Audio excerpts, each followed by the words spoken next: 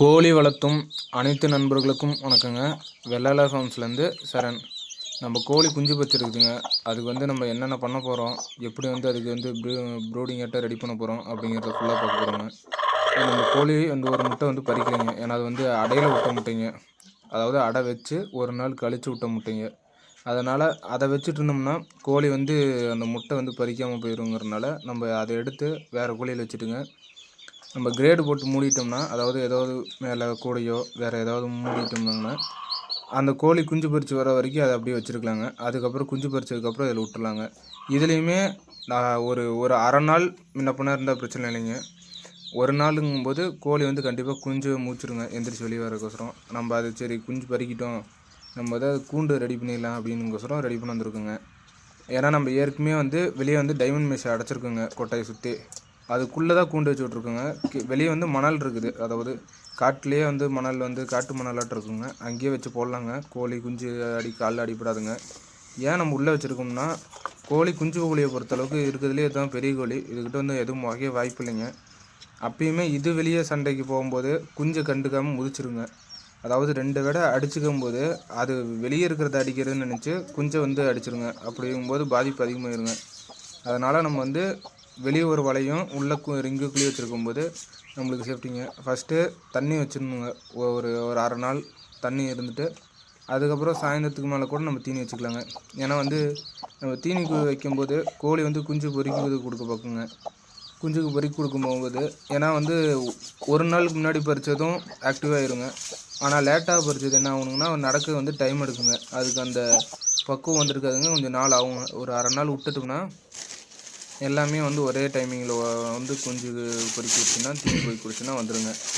நம்ம குஞ்சு தீவனம் ஒரு 2 கிலோ வாங்கிட்டு வந்துருக்கோங்க. அது இந்த டப்பில் தான் எப்பயும் போட்டு வைக்கிறதுங்க. இந்த டப்பில் போட்டு 1 டம்ளர் இல்லை 1.5 டம்ளர் இப்படி அளந்து கொட்டிடுதுங்க. இதுதாங்க அந்த டப்பி.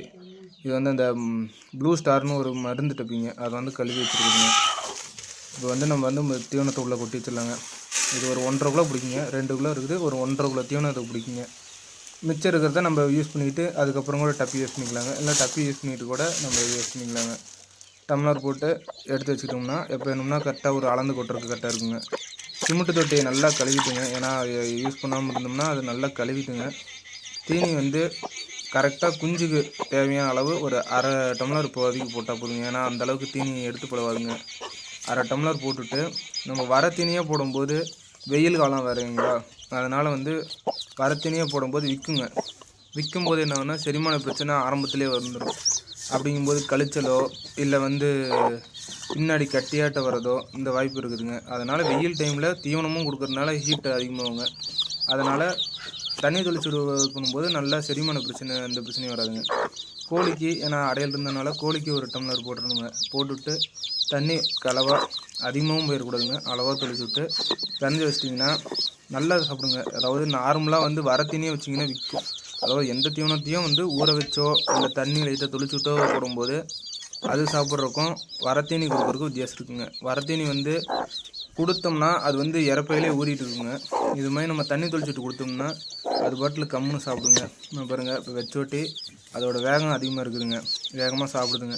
இதே வரத்தீனி வைக்கும்போது தொண்டையில் போய் நல்லா விற்கிக்கும்போது அது தலையை தூக்கி இல்லைன்னா தண்ணி குடிச்சிட்டு தான் திங்குங்க. அப்படிங்கும்போது இறப்பையில் அது தீனி ஊற ஆரம்பிச்சிருங்க. தண்ணி நம்ம சிமெண்ட் தொட்டி என்ன தான் வச்சுருந்தாலும் குஞ்சு கோழிகளுக்கு ஒரு வாரம் 10 நாள் வரைக்கும் இது மாதிரி ஒரு டப்பிலையோ இல்லை கால் நலையிற அளவுக்கு மட்டும்தான் தண்ணி ஊற்றிக்கணுங்க. ஏன்னா பெருசில் ஊற்றிக்கும் போது உள்ளே போச்சுன்னா ஒன்று கோழி எலி முதிச்சிருங்க. அப்படி இல்லைன்னா குஞ்சு முழுகிருங்க. அதனால் இது மாதிரி டப்பில் போடும்போது கரெக்டாக இருக்குங்க. ஒரு 10 நாளைக்கு விட்டுட்டு 10 நாள் வரைக்கும் வெளியே வந்துட்டு உள்ளே போவோங்க. அதுக்கப்புறம் ஒன்றும் பிரச்சனை இல்லைங்க. இந்த வீடியோ உங்களுக்கு பிடிச்சிருந்தா மறக்காமல் லைக் பண்ணுங்கள். நன்றி, வணக்கங்க. வேறு வீடியோவில் பார்க்கலாங்க.